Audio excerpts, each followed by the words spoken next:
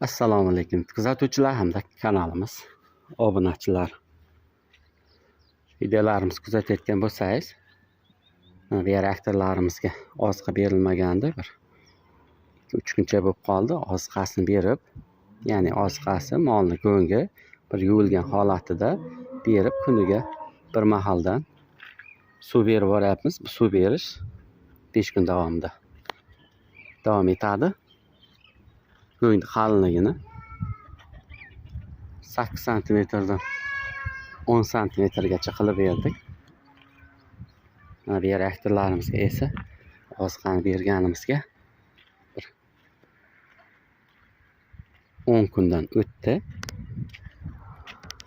Cho'lchanglarimiz yangi oziqalarga yaxshi moslashib oldi.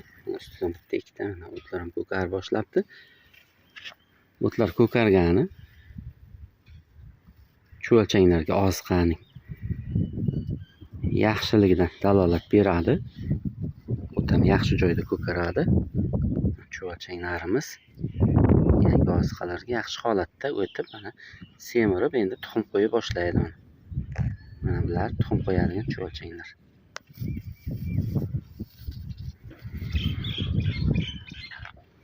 Bugungi sana 2025-yil may oyining 2-sanasida video qilyapmiz. Mana bu joyimizga 13 ta zilda go'ng to'kuvdik. Qolgan bo'lsa bir 2 ta qoldi. 11 tasini barcha reaktorlarimizga oziqa sifatida berib oldik. Endi 11 ta zildan, agar har bitta zildan ham 3 tonnadan chiqadigan bo'lsa, bir berishimizda 33 tonna begum chiqaradigan go'ng beriladi. Hozir cho'lchanglarimiz sotuvdagi holatini ham hozir bir qator ko'rsatib o'tamiz. Ko'kalarimizga mana ustiga ham tuxumlar qo'yib tashlabdi.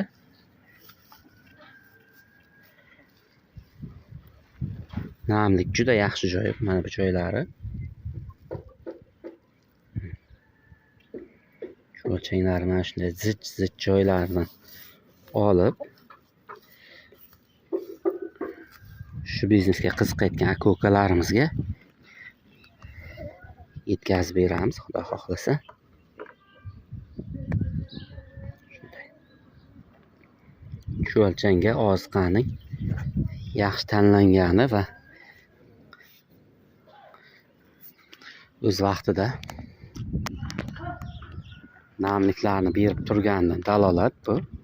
Mana bu reaktorimiz bitta o'zida 30 tonna begum chiqarib beradi. 6-7 oy davomida. Bu joyimizga berib bo'lgandan keyin mana bu joylarimizga berdik. Hozir bu joyimizdan ham cho'lchanglarni yangi oziqalarga o'tgan holatini siz aka-ukalarimizga bir qator ko'rsatib o'tamiz. Qani ko'raylik, qanday o'tibdi. Mana ustini deyarli granula holatiga keltirib beribdi cho'lchanglarimiz.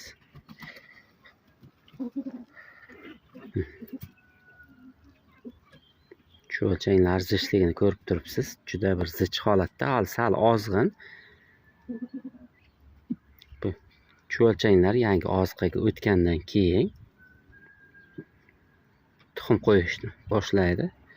Yangi oziqalarga endi namlikni kuniga bir mahaldan yaxshi holatda berganimiz uchun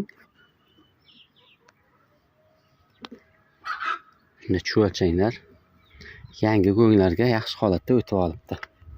Ya'ni yangi oziqalarga. Hozir mana bu joyimizni bir qator ko'rsataylik. Bu cho'lchanglarimiz juda aktiv holatda ishlashni boshlabdi. Granula holatda bo'lib qolgan molni go'nglari. Buni berish, ya'ni go'ngni berish qay holatda bir qator ustidan yaxshilab bir namlanib, sal zardoblar ketgandan keyin cho'lchanglarga qalinligini 7 santimetrdan 10 santimetrgacha qilib berib, namligini bir kunda bir mahaldan yaxshi holatda urilsa, shunday cho'lchanglar shunday bir zich holatda yangi oziqalarga o'tib boradi. Mana shu holatda bizni ish jarayonlarimiz davom etmoqda. Mana bitta ikkita bioreaktorlardan o'sib boshlagandan keyin srazi ustidan yangi oziqalar berib boramiz. Shu biznesga qiziqayotgan aka-ukalarimiz shu ekrandagi nomerlarga bemalol murojaat qilishi mumkin. Bizda hozir kunda Kaliforniya qizil yomg'ir chuvalchanglari hamda Xudo xohlasa dehqon aka-ukalarimiz uchun esa Biogons mahsulotlarimiz sotuvi davom etmoqda. Shu ekrandagi nomerlarga bemalol murojaat qilishingiz mumkin. Chuvalchanglar holatini ko'rdingiz, juda bir zich holatda bo'lgan Kaliforniya qizil yomg'ir chuvalchanglari. Narxlari kelishilgan holda.